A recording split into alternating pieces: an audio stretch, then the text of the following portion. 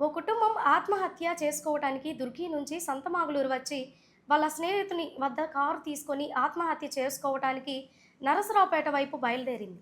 మాచర్ల నియోజకవర్గం దుర్గి మండలానికి చెందిన శ్రీ పత్తి నరేంద్ర, త్రివేణి హర్షవర్ధన్ ధర్నశ్రీ కుటుంబంగా పోలీసులు గుర్తించారు. అప్పుల కారణంగా ఈ నిర్ణయానికి వచ్చినట్లు తెలిపారు.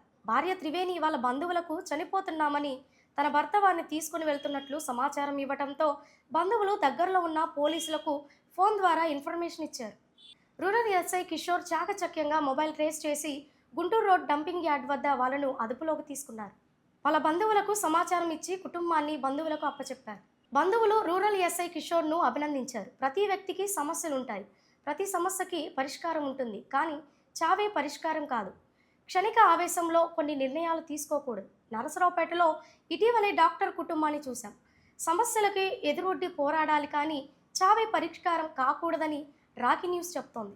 నర్సాపేట రూరల్ ఎస్ఐని మాకు ఒక హాఫ్ అన్ అవర్ క్రితం రాబడిన సమాచారం మేరకు ఒక కుటుంబం పిల్లలతో సహా ఆత్మహత్య చేసుకునేదానికి దుర్గి నుండి బయలుదేరి సంతమాగులూరు అడ్డ రోడ్డు నుండి ఇటు వస్తున్నారని చెప్పి వాళ్ళ తల్లిదండ్రులైన చందు గారు అనే అతను మాకు సమాచారం ఇచ్చారు. ఇట్లా కారులో ఆత్మహత్య చేసుకునేదానికి ఆర్థిక ఇబ్బందుల వల్ల త్రివేణి, ఆమె భర్త అయిన అమరేంద్ర అనేవాళ్ళు తన కొడుకు 5 ఏళ్ల కొడుకుతో 3 ఏళ్ల పాపతో ఆత్మహత్య చేసుకునేదానికి బయలుదేరారని చెప్పి సమాచారం రావడం జరిగింది.